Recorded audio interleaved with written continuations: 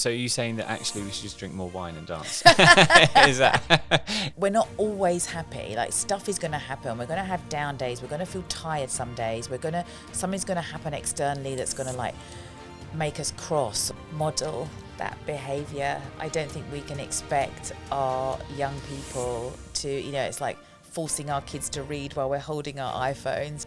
Donna Easton, Joyologist. So they were all like ready to like go and get their drinks. Then they all just went like, what the hell? Archaeology, biology and astrology, along with loads more ologies, but have you heard of joyology? Yes, it's a real thing, and it's the philosophy and practice of creating more joy in your life on purpose. Joining us on the podcast today is Donna Easton, a fully fledged joyologist, taking her personal experiences, her love for not only feeling joy, but also spreading it. Donna now helps others to find their joy and forget about those shoulda, woulda, couldas. A talented coach, speaker and presenter, Donna has worked with clients such as Google, Holland & Barrett, and spreading the word on TV and radio. We are lucky enough to be getting an insight into joyology straight from the lady herself. Please welcome Donna Easton to Performing in Life. Welcome. Hello. Oh, that was nice to hear. How are you? Very well, thank you. Good. Full of the joys up here on the 12th floor. Yeah, I know. It's sort of like as you kind of go up in the lift, it's kind of like the levels of joy go ping, ping, ping, ping, ping. They should maybe like do do on the like a joyometer. Yeah, definitely. Yeah. You're getting happier the nearer you get to Stagecoach. There you go. There's the theme tune. If you could stay and record that later, that would be fantastic. On it. That would be really good. It'd be a little bit like the singing elevator in the Southbank Centre. Oh, yeah, Have you been in I it? love But it. It sort of sings as you go brilliant. up and down. Yes. It's really good fun. But how are you? How's everything going for you? Very well, thank you. Thank you so much for having me. That was a lovely introduction, so thank you. Good. Well, we're really happy to have you. Happy being the word. Yeah. Spreading the joy. Most people, when I've spoken to them about, joyology, will be like, what? It's still quite it's one of those things that we don't all realise that it's a thing. Yeah. But actually we all really need it. Like we massively need it. So give us a little overview. Where did this start for you? Where did you say, hey, do you know what? I need more joy in my life? So honestly, I think I've always been somebody who luckily has a kind of on the side of positivity. And that's not saying that I haven't had kind of ups and downs in my life, but the kind of positive spin that I would often apply to those things has kind of always been a fairly constant kind of pattern throughout my life. When it was lockdown, really. So when the world locked down, and I'd been furloughed from my job, and at that time I was a commercial director. So even though it was for a beautiful product, it was for Move It where we met. So that was great.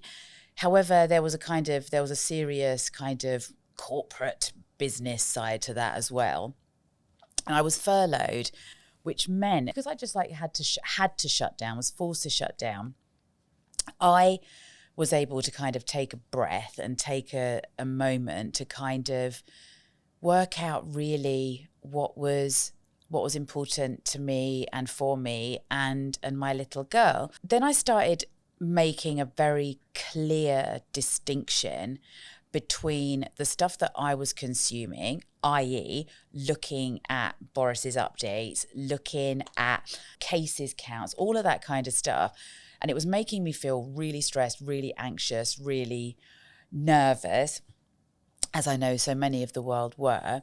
And I just kind of thought, what if I just switch that off?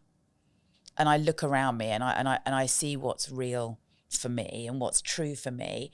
And what was true for me in that moment was I had food. My daughter and I had a safe home. We had food, we had heating, we had electricity, we had all the things the comforts that we needed. It was a glorious, like, sunny summer. So it was kind of like a reframe, really. And it was at that moment that I really drew this kind of massive connection between the stuff we're consuming and how happy we are, how joyful we are.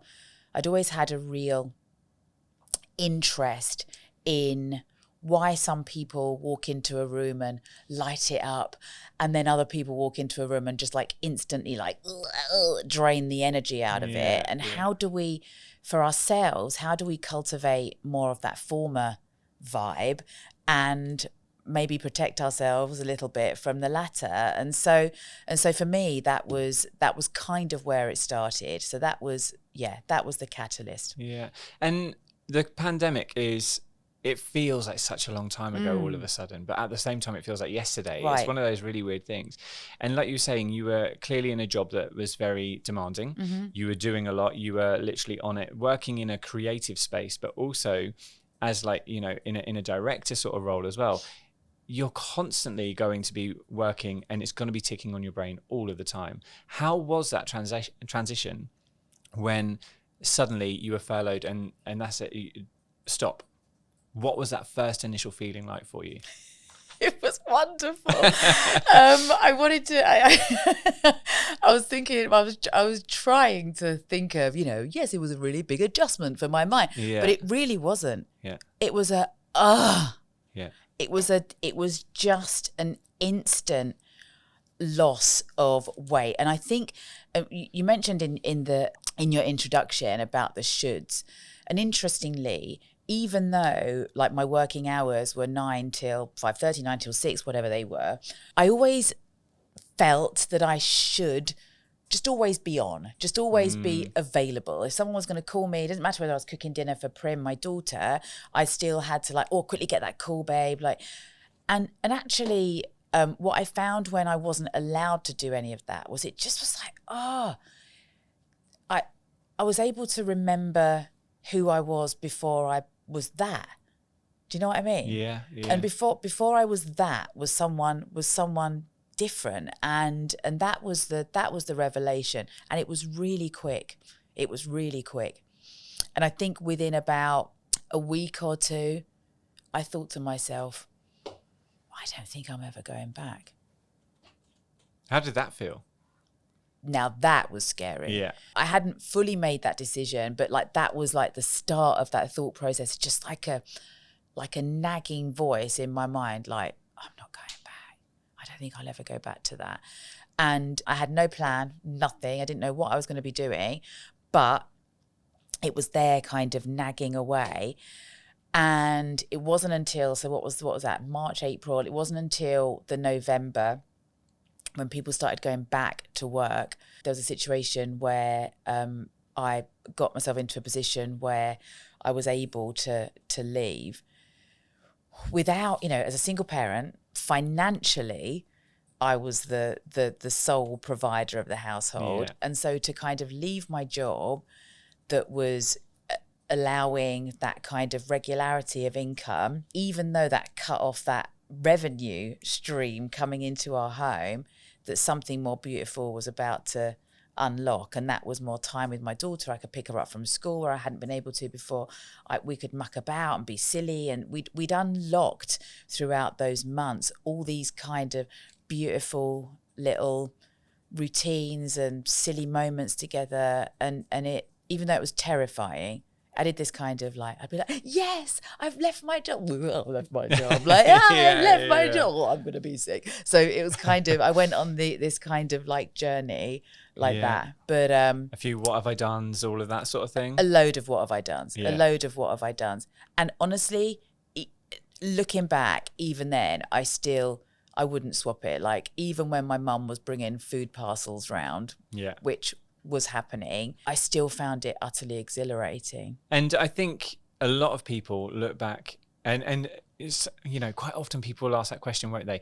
If you knew what you knew now about the pandemic, about lockdown, or would you have done it differently?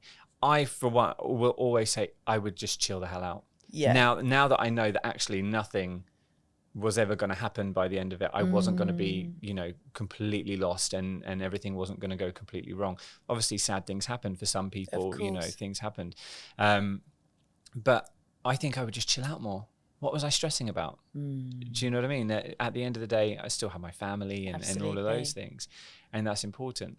But for you, it's kind of like you didn't do that. You don't need to look back and go, would I have done it differently? Because I'm guessing you feel that you've done it the way you wanted to do it. Absolutely. And I took the opportunity to learn, which, as I say, I was co-parenting, or still am co-parenting with Prim's dad. And so I was able to have those, like, this beautiful gift of boredom, this beautiful gift of nothing to do, which was, for me, it was like the first time really in my life that I was like, oh, I've got 48 hours where I'm just indoors with like nothing to do. And I just started like, what do I want to learn? Like what? So I joined like loads of online groups. I've made like the most incredible friends for life, just that we met during lockdown.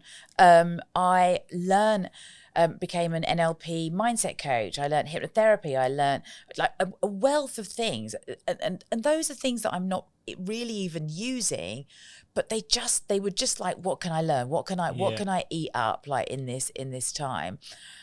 And it also unlocked this real fascination with happiness and joy and mindset, and a shift in mindset, and how we can, if we try, shift the neural pathways in our brains to kind of create a much more positive outlook in life. And so for me, that was kind of the real unlocking of what you see for the next few years. What point did you put a label on it? When did you go Joyology? During lockdown, thousands upon thousands of people became coaches all of a sudden, right?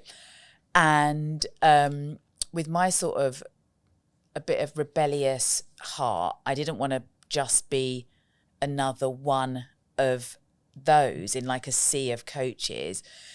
So I thought happiness coach. I was like, no, that's not really what I am. It's not happiness. There's something else. And I stumbled upon Joyology, just like laying in bed one night, be a Joyologist, I should say, laying in bed one night. And I was like, oh my God, that's brilliant. And I sort of wrote it down on my little notepad, and I just went to sleep, woke up in the morning, had a look, and instantly tried to trademark Joyologist, right? And you can't trademark that because apparently it already exists as a word, even though I hadn't heard it as a word before. There's a Joyologist in America. There was already a Joyologist. That didn't really matter to me. I just was like, no, I'm gonna just like use it. And then what happened was, when I was out at events and stuff, and people would say, oh, what do you do? I'd say, oh, I'm a Joyologist. And people would go, sorry, you're what? And I was like, yeah, I found it. I found the label for like what that is. And actually it was deliberate to find something that didn't feel heavy, because I wanted something that a CEO would understand. And my dad, who was a maintenance engineer for his whole life, he once turned up in the mess room where he was working with a Deepak Chopra book, and he was like trying to like, you know, better himself, and all the guys in the mess room just like took the mickey. And then my dad sort of was embarrassed, and I thought, what could I create that's light, that a CEO would go, yeah, I get it, but also my dad would go, I could do a couple of those things to kind of shift. And so it was deliberately light. It wasn't like there's no earnestness to being a Joyologist. It's not like, I'm a Joyologist, Chase. Nice to meet you. It's like no deep process. No. I've spoken to so many people about the fact that we were talking to a Joyologist today, and so many people, like when you walked in earlier, you came in literally a few seconds after I was having a conversation with a colleague, and it's like, oh my God, let's have a Joyology department. Like, it would be absolutely amazing. Right. But just want to come back to what you were saying about so many people nowadays are coaches, or they're gurus in terms of like self-help and stuff like that.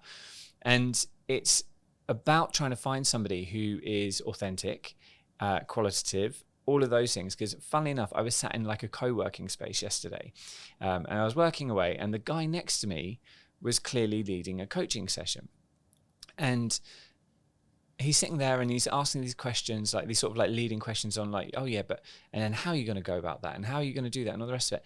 And I'm sitting there thinking, you're probably charging an absolute bomb for this, and you're asking the same sort of questions that I would ask somebody while I was having a cup of tea, right. Or somebody in your family or whatever. So what is it about going down the deep-rooted sort of road of joy and helping somebody get that out of them. Because to me, from the research I've done, it looks a little bit more like it's about allowing yourself, and it's about unlocking certain barriers that actually just let you be free and be yourself. Absolutely. I suppose the first part of the answer is that I'm not a therapist. So if somebody is struggling, in trouble, has a clinical issue, has is sad, there's stuff there. There's a wealth of incredible people that can help with that. That's not me, right? I'm not that person. When you say you're a joyologist, sometimes people that are desperate and feeling in a very incredibly low place will come and be like, please make me happy, and that there is a kind of that sort of desperation. I've been there myself, where you can't find the happiness, right? And so I'll always refer those people on. It's almost like planting a few seeds. It's almost like kind of slightly shifting the mindset. It's always almost like slightly shifting a perspective, reminding people, kind of opening, like, I think we walk around our lives and we're so kind of, we're on our train of life, and where, there's our morning routine, we get up and we unconsciously, subconsciously, we go like into our routine. We do a wee, we brush our teeth, we do all the things that we do, and we're not thinking about them, we're just doing them, we're going through the actions. And what happens is, sometimes we just do our morning unconsciously, sometimes we do our day unconsciously, sometimes we drive to our parents' house unconsciously, sometimes we realize that we do life unconsciously, right? And I think the work I do is just going like, hi, hello, just wake up for a second and have a little look where you are right now. And there's a kind of a reminder that the world is breathtakingly beautiful. There's a reminder that people are, in the most part, kind, generous, beautiful, helpful, funny, silly, infallible, crazy, rude, but all in this beautiful, like, mixed up soup that we call a human being, which is just like beautiful to me. I wonder how many kids have come through Stagecoach, come out the other end of Stagecoach, gone and worked in, I don't know, accounts, and then, 20 years later, have forgotten how much pure joy that those moments would have brought them. I wonder. And there's probably thousands of them. Yeah. And the same with art, the same with football, the same with like, we can, it doesn't have to be drama, performance. It can be so many things, but it's the bit that lights us up. Yeah. That passion you were drawn towards when you were younger. Right. Yeah. Right. That will be intrinsically you. Yeah. You just used the word allow. So it's about allowing yourself. What and you do work with companies, you do work with individuals. When you're working with individuals, what do you find, and is there a common theme of one thing that tends to get in people's way with them not allowing themselves to really unlock joy? It's their own self. It's their own voices in their heads about, and I'm not talking about that in a actual voice in their heads, but that kind of self-talk, that response that we have, that we think that's keeping us safe, or our brain is trying desperately to keep us safe. Like things like this.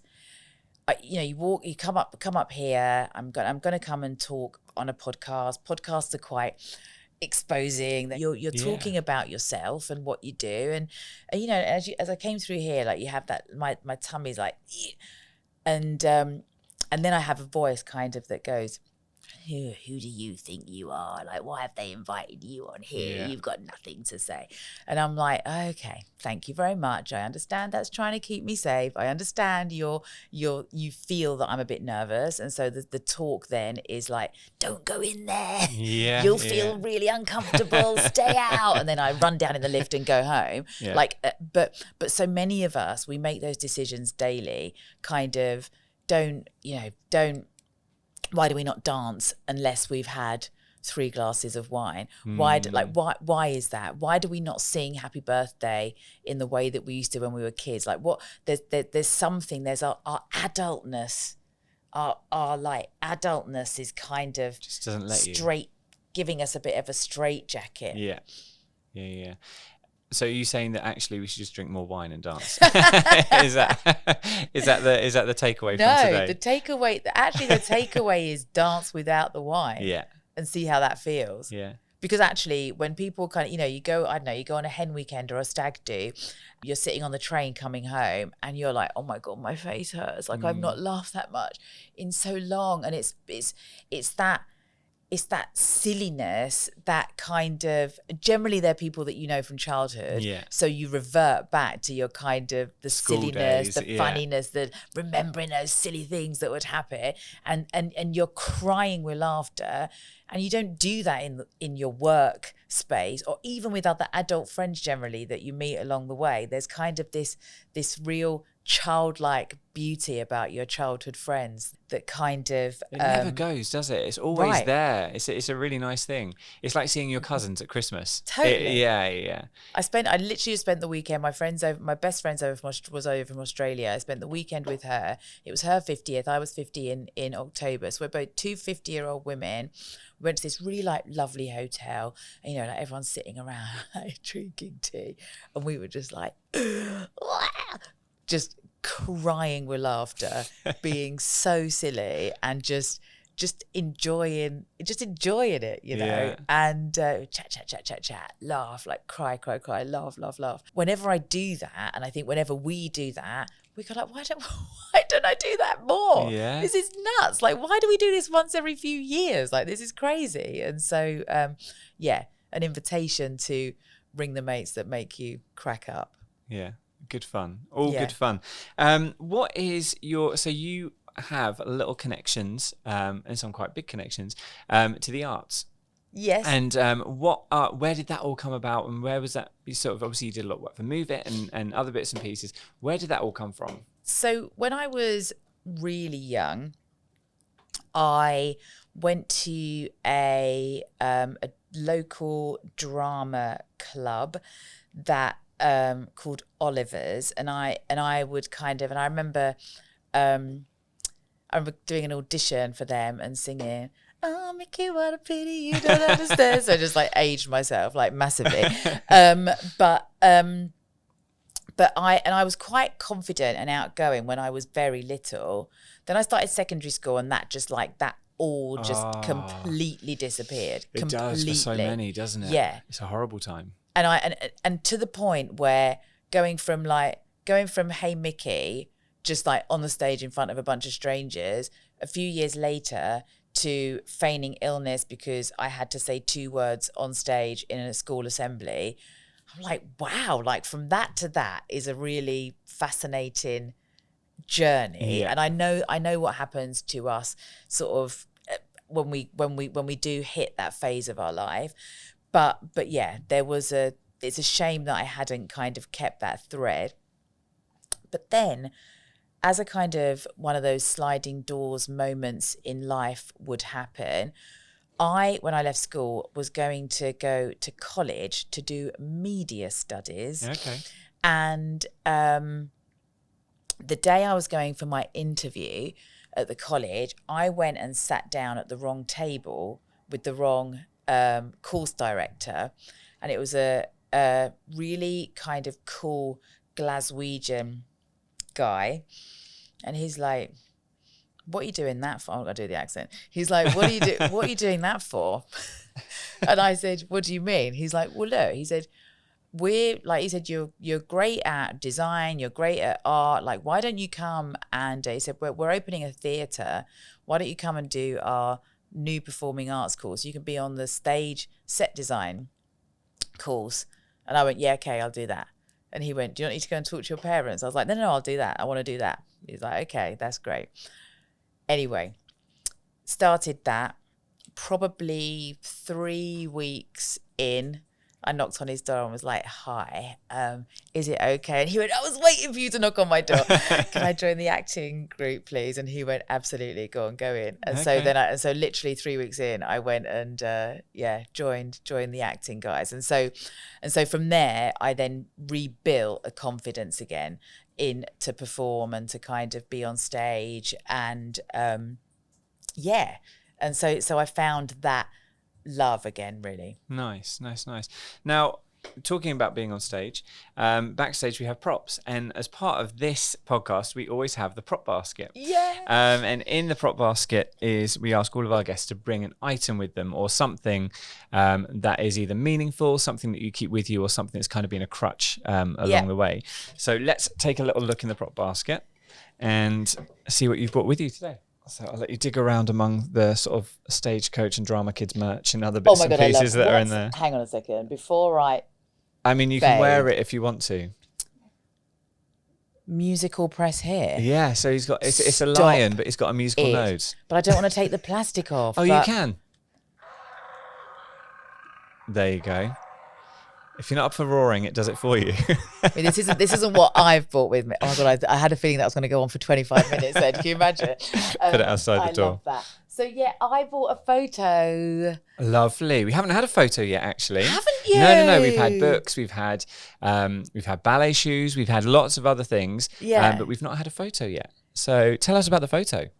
It's of my little Nan. Aww. And me. She was so incredibly important to me, so unbelievably important. She was this kind of perfect mixture of positivity, fun, silliness, naughtiness, and badassness. She had my aunt during the Second World War, stories about her, hiding under the kitchen table there in southeast London when bombs were dropping and all that kind of stuff. Yeah. So there's that kind of my granddad was off in the war. He made it back, fortunately. But she symbolises all of those things to me.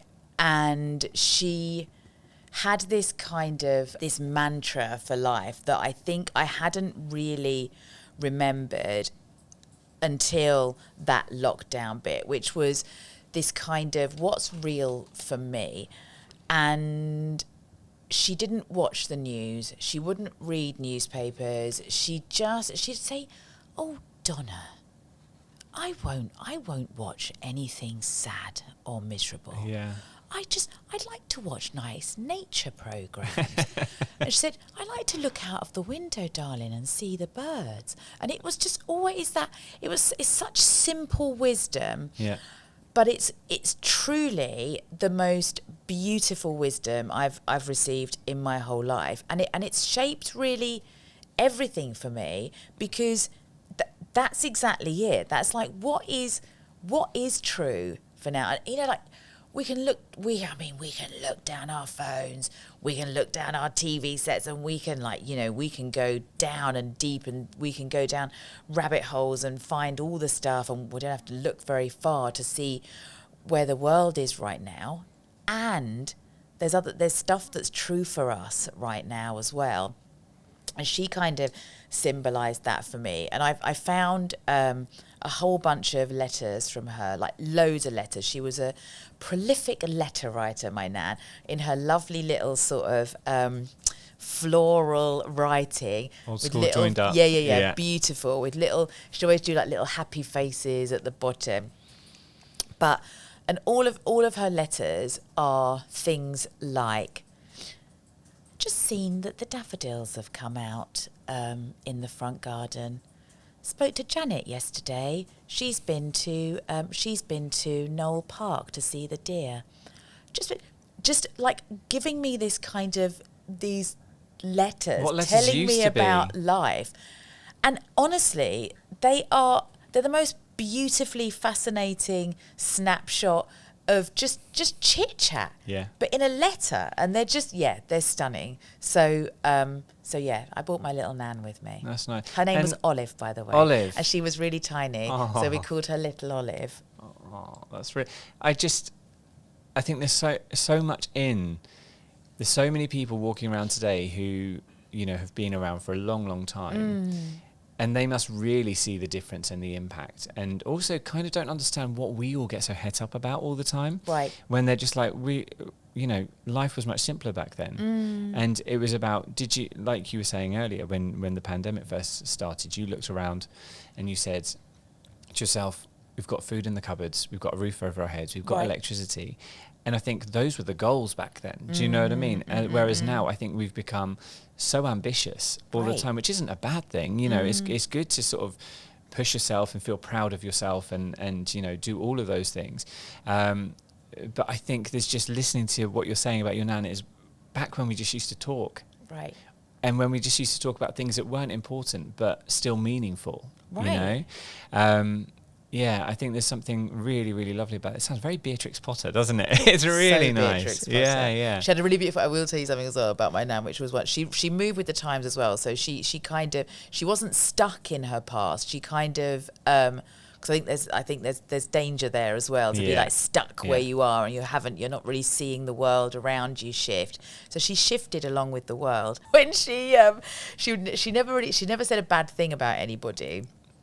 She'd say something like, something had happened, someone would do something that like displeased her, and she'd say something like, "Oh, Donna, they can't all be perfect like you and I, can they?" Like, so there was this kind of, she was never like mean about anybody. And I did a play once that wasn't very good at college, and when we came out, like I saw my family were a bit like, and my nan just said, "Didn't you all have lots of lines to learn?" And I just, it was like well remembered. Yeah. Everyone really remembered their lines well. And I just thought, oh my God, Nan, you're brilliant. I remember my nan saying something similar to me. I think I did something that was, you know, when you were, I think it was at college first year, and you know when you sort of have to cobble your own stuff together, and you have to work together, and you think it's like the best thing in the world. You're like, we're so edgy, and like all of that sort of thing. Was it? It wasn't about drugs, was it? No, none. It was like GCSE drama. Like we didn't quite go down that road, but we'd done all these like dance pieces where we were like trying to be really dramatic and all the rest of it. I wish I'd seen that. And my nan came and watched, and she said, well, you all look like you had a nice time. And I was like, yeah, that's a telltale. And you know when you're walking out going, yeah, we know it's rubbish. What on earth is going on here? Yeah. Oh, I love it. But there's a gorgeousness in that maturity that still has purity. Yeah, Do you know what I mean? It's really, really nice. Yeah. Let's talk a little bit more about you and the journey that you've been on in terms of Joyology. What is the one thing that you really have to, is there something that you have to really check in with yourself constantly? Do you have to still do those reminders? You know, that like that little knock on the door that you were talking about earlier that you do for other people. Yeah. How often do you find yourself doing the knock on the door for yourself? It's constant.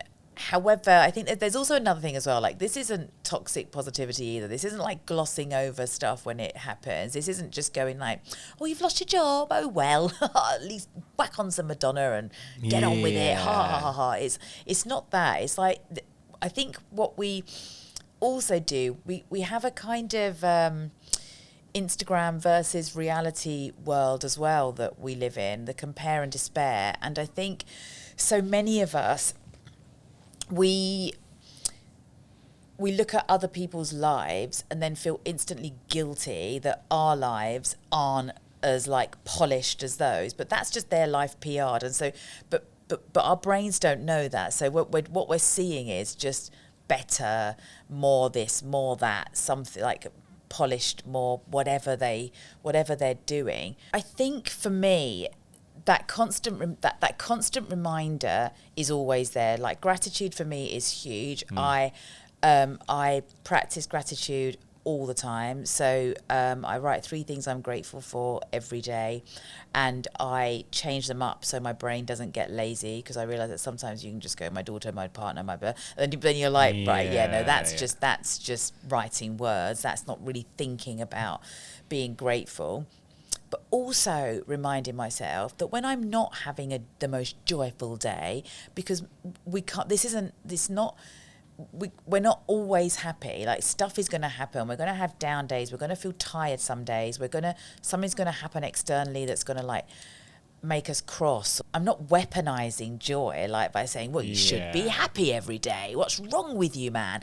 But it's kind of saying, when we do have those down days, we also don't like whack ourselves with thorny bracken after those or when they're like, oh, I'm so miserable, like, look at me. It's punish myself. Yeah, right. That kind of thing. Yeah, it's actually saying, you know, I'm a human being. I'm not infallible. I'm not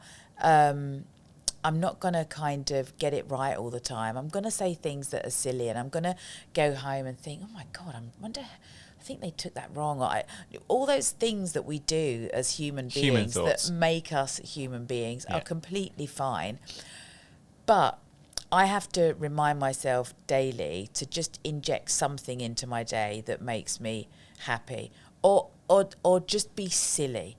I like to just be silly a lot. You know, with my daughter and my partner, we'll just, you know, some evenings we'll be like, oh, let's just do this, and we'll all just do something really silly. We were doing the conga a couple of nights ago, and we were all just like laughing our heads off and doing the conga, and it was just one of those things that you just think like, it was what? How long's that song? 3.5 minutes? Yeah.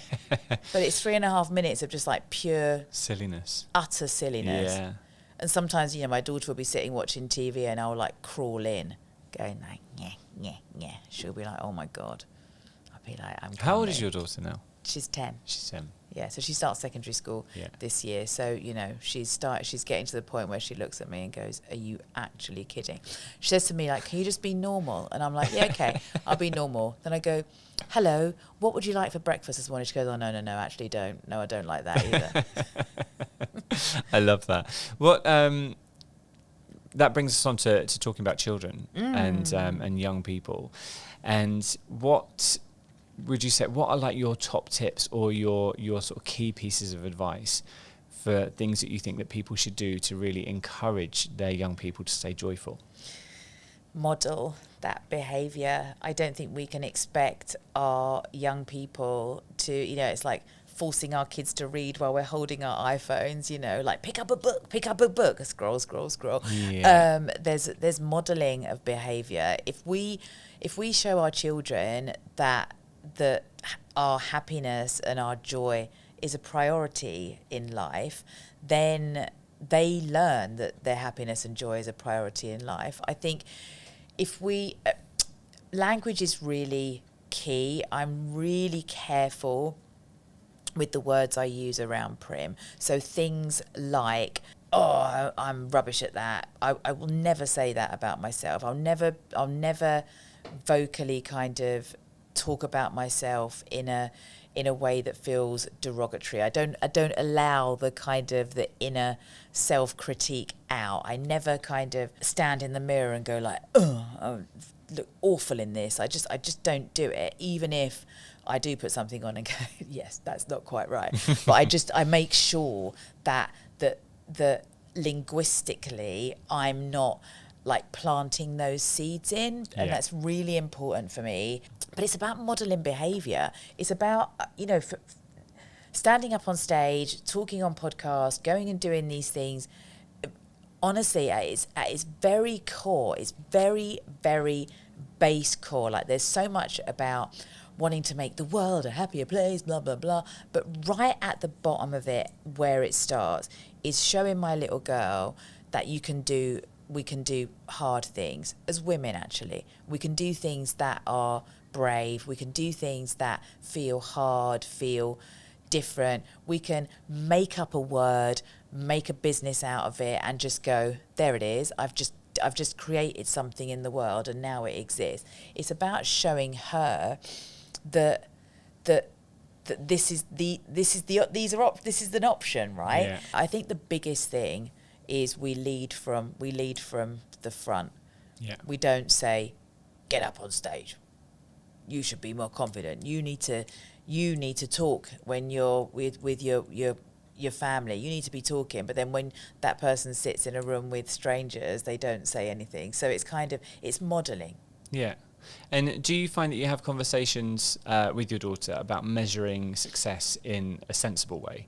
So, like you say, Instagram, other social media. 100%. I mean, I don't say Facebook anymore because kids don't know what it is, No. right? It's just a bit like that's something Like, for is that old something people. Henry VIII used to use? Yeah, exactly. Have you seen those little clips like on TikTok and stuff where if you say like your date of birth, you go 19 and then it just cuts like medieval music, which is quite funny.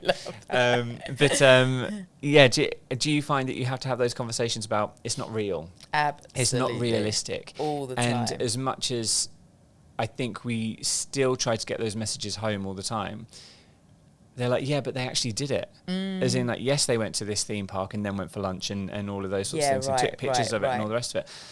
And I'm like, yeah, but how do you know that in the background they weren't having a miserable time because they were constantly arguing with their sibling? Or like, do you know what I mean? Yeah, They're only ever definitely. highlighting the good bits. Yeah. So how do you find that those conversations happen for you? So I show Prim the stuff that I post, and then I'm like, you know, I have alopecia, so I don't have any hair. So it's quite easy for me to be like, look, you're seeing this like image of me on Instagram, and you know that's not actually mum. Like, do you know what I mean? And so it's quite easy for me to kind of draw that comparison for her. But babe, that's like Prim doesn't have social media yet, and I'm sort of nervous about that particular minefield. I really am. There's so much that I feel really strongly about having a daughter and seeing a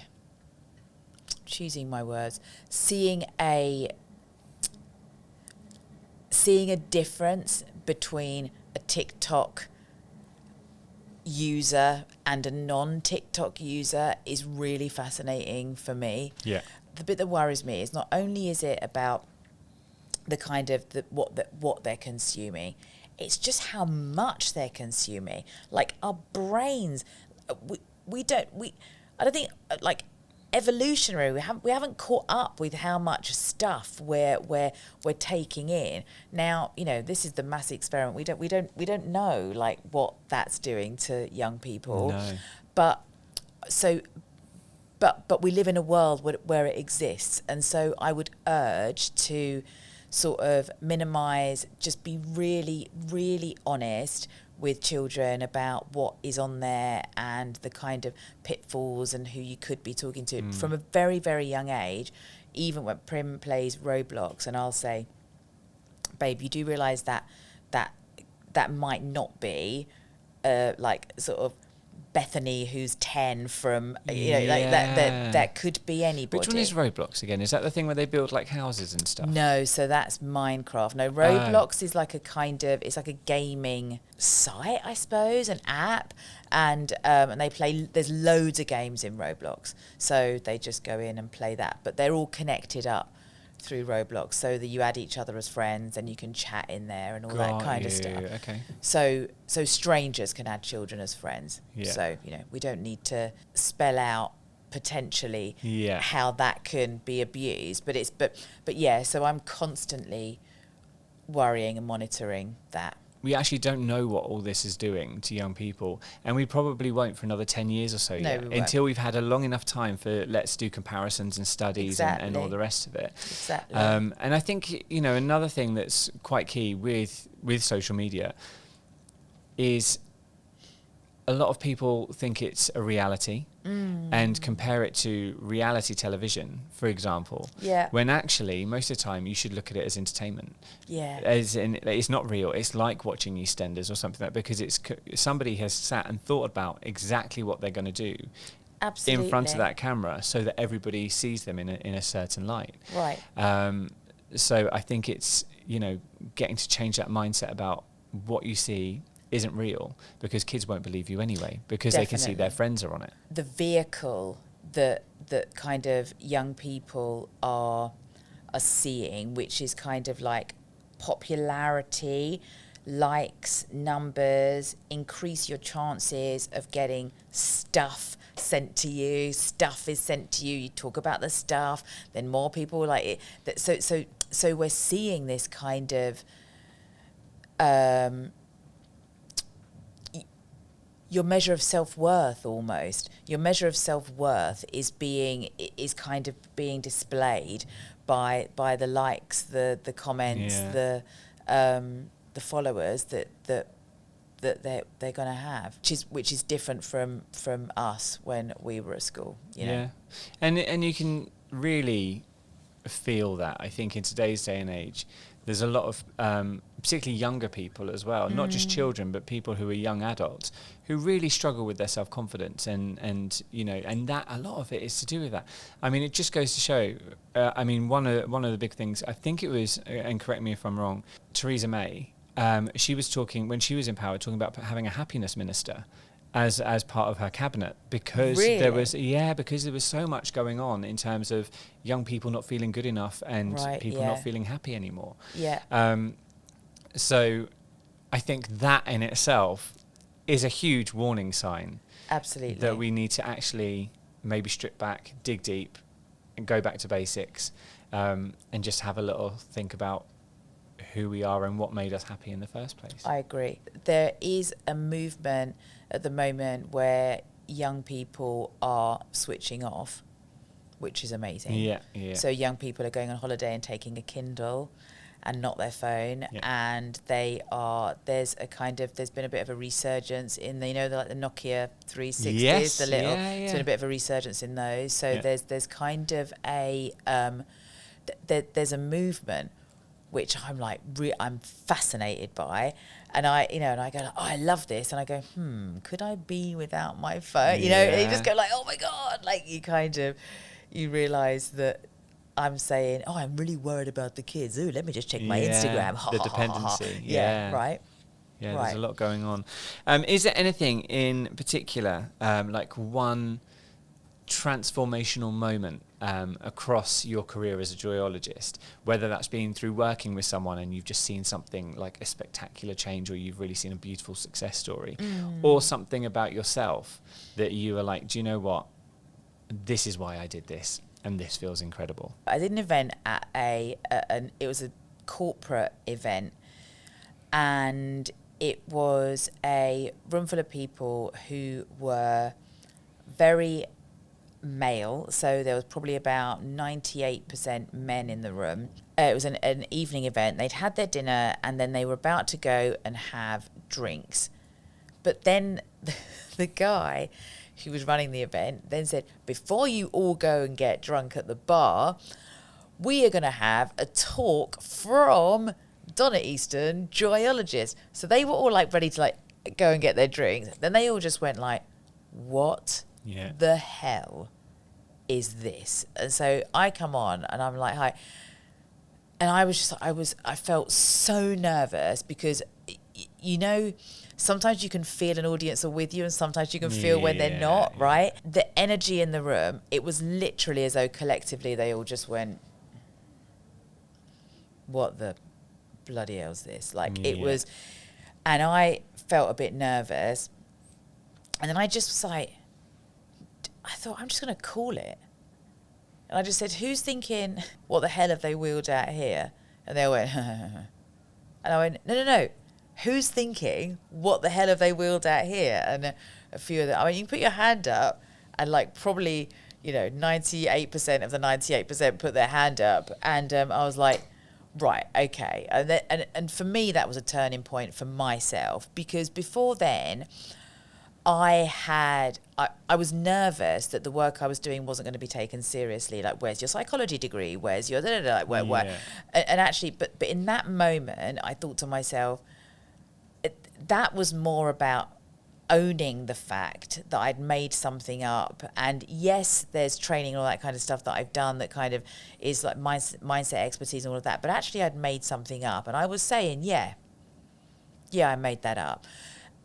And weirdly, it went from one of the worst kind of talks that I've ever done at the beginning. Most of them were kind of engaged. And I came off, that kind of feeling when you're nervous, you're a bit like sweaty palm and a bit like, oh my God. And I went and stood, and the guy who'd booked me kind of went, yeah, that was great. And then at the bar, probably about 10 guys came up to me and just said, I've never heard anything like that before. It never occurred to me. Any of that stuff just has never really occurred to me. And I just thought, my God, they'd never really been exposed to someone that was just saying it like it is, right? That just saying like, you know, you could, or we could just, you know, these sort of like little bits of advice and little tidbits that we can just like add into our life. And it was just really beautiful. So it went from the most terrifying moment of my life to actually being really one of the most kind of gratifying, but also it was pivotal for me because it kind of made me go like, do you know what? Yeah, I'm owning the fact that I made this up, and I made this up for a world that I feel absolutely needs it. And like you say, saying it how it is. There's so many people who tell me, "Oh, I say it how it is," and they use it. I actually hate that expression, Yeah, and it's funny, isn't it? Because yeah. I just say it like that. I'm like, ugh, yeah, I hate it. I hate that. But you know, and they'll use that, whether that's, you know, in the workplace or around friends or whatever that is, and they'll say, "Oh, you know, I'll just say it how it is." But then bring them back to something that is as simple as just being happy. And they don't want to say it how it is. They want to just sort of step away from that, because it's like what you were saying earlier. Yeah. It's that little safety voice inside your head clawing you back and just kind of saying, no, stick to what you know, stick to the norm and stay safe. You've made a decision to adopt that persona. So you're deciding to adopt that persona. Generally, when people say, I just say it how it is, that actually just means you're rude. Mostly when people are like, well, if you don't like it, I just say it how it is. And it's like, well, hang on a second. We also have to respect and live together in a world that should be like honouring other people around us, right?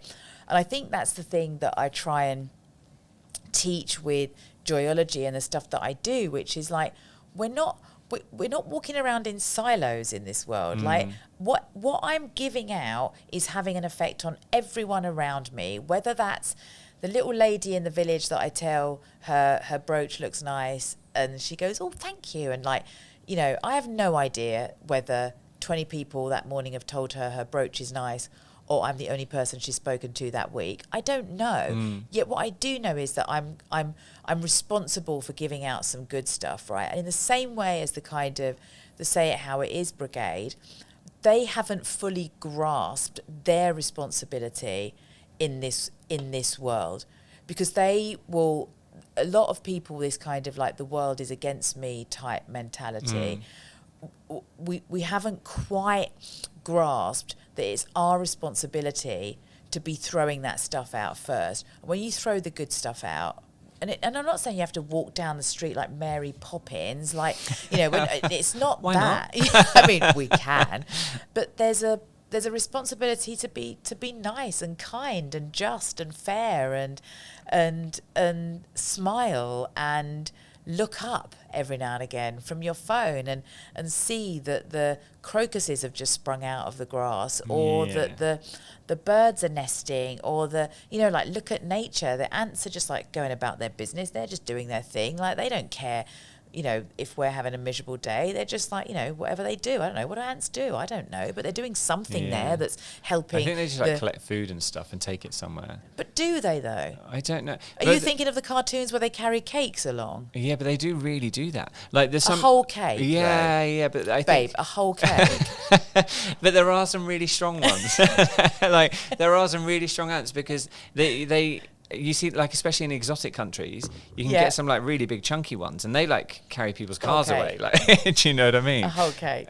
Yeah, okay, maybe not, but like they are impressively strong for what they are. Yeah, I think the first thing I'm gonna do after I come up here is look up what do ants do. what do ants carry? Yeah. Around, like what's the weirdest thing that the world has documented an ant carrying around? I do kind of love the fact that you based your ant knowledge probably on like Tom and Jerry. A cartoon. Totally. Yes. Yeah. That is totally what I did. Yeah. A cartoon when somebody's having their stuff taken away and it's the ants running down the road with it. Yeah, exactly. Totally.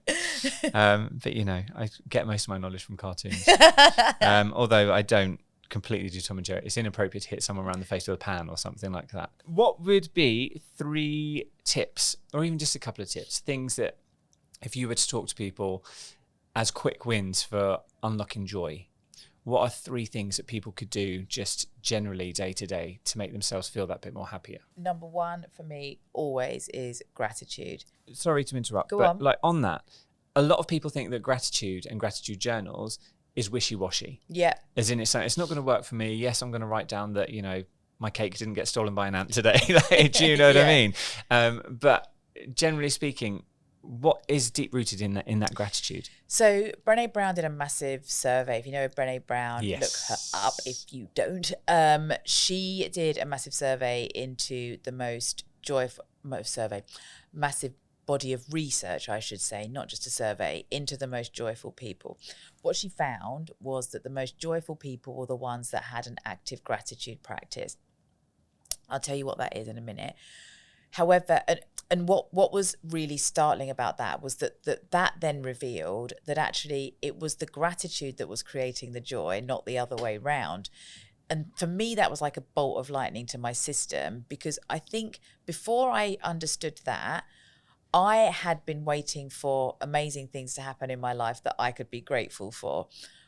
What I've since discovered is that if I start with gratitude, the great things just arrive. They just come. Like life just is, there's something different about life. The neural pathways in your brain do start to shift when you practice gratitude. Now, I had a client very early on and I was really proud of myself. I was like, just choose 3 things you're grateful for every day and then come back in a week and tell me how you've got on. Yeah. And then she came back and was like, I couldn't think of anything.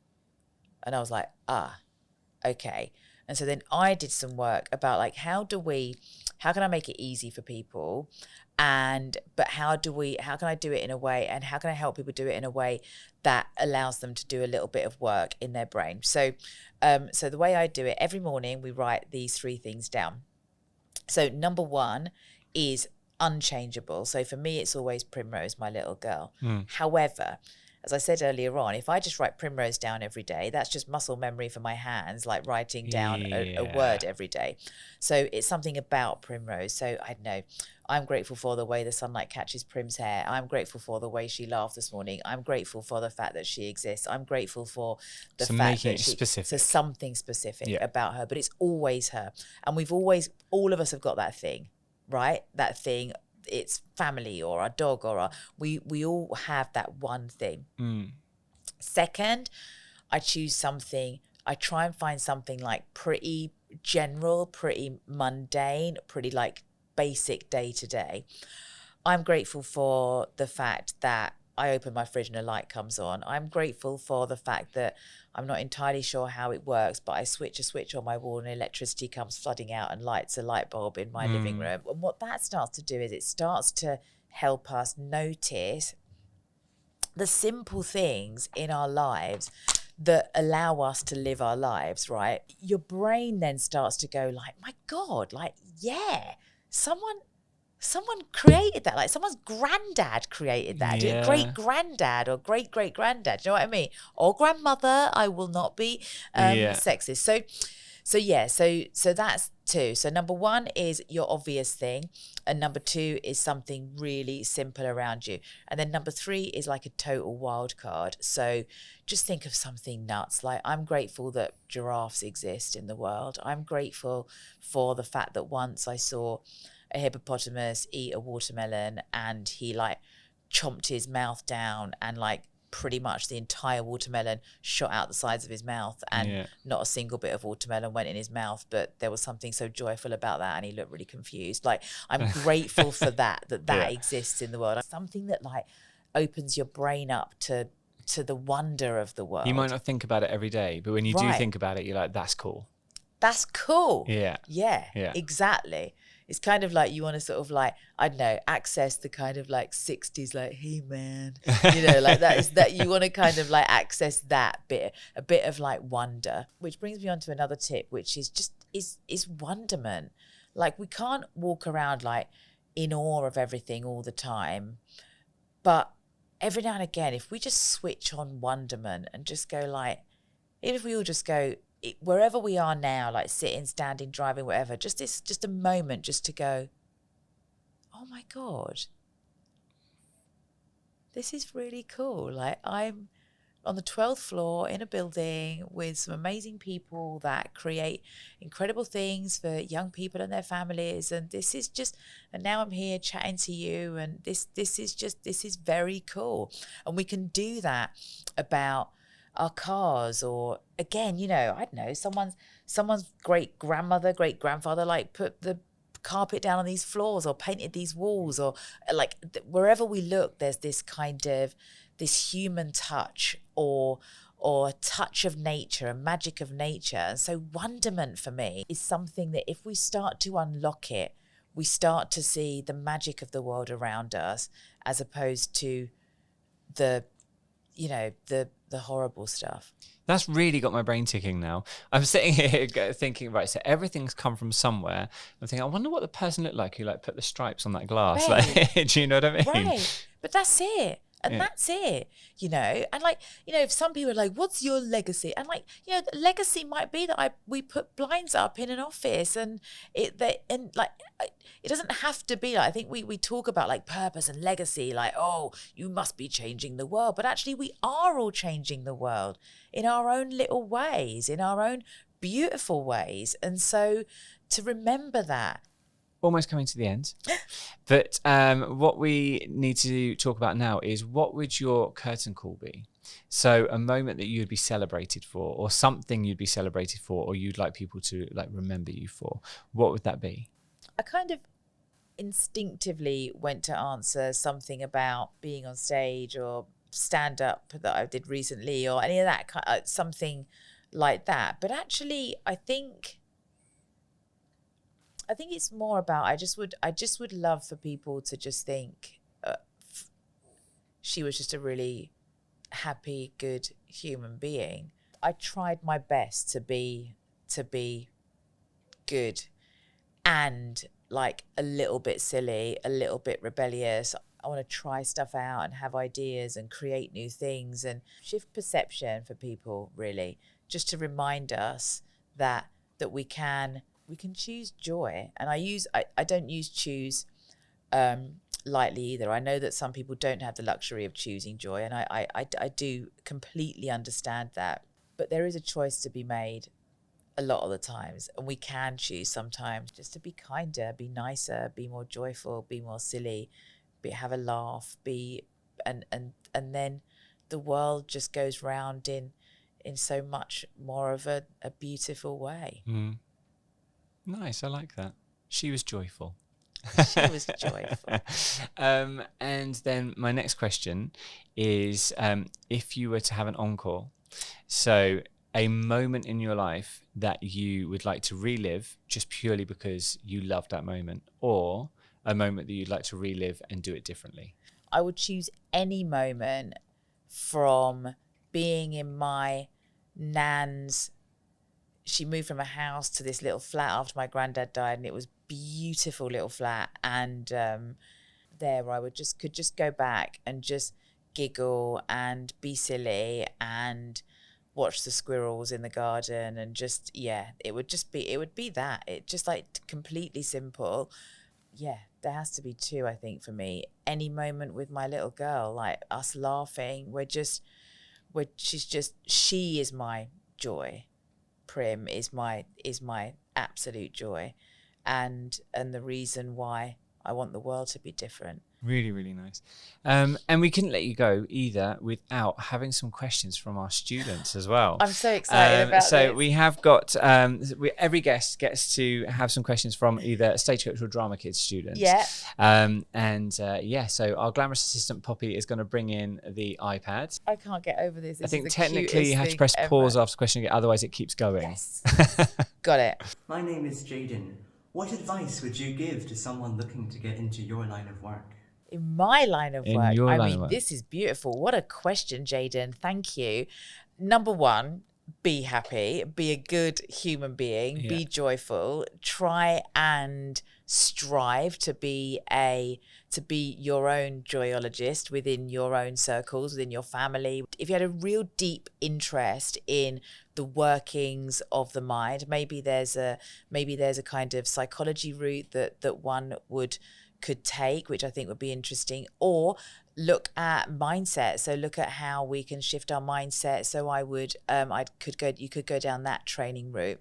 I don't ever put myself in a well-being bracket or a coaching bracket, which is weird. But I think the sub answer to that is be brave. Have a look at what's missing in the world and fill it. Oh my God, this is so cute. Hi, I'm Lois, I'm 17, and what would be your best advice for someone struggling with confidence?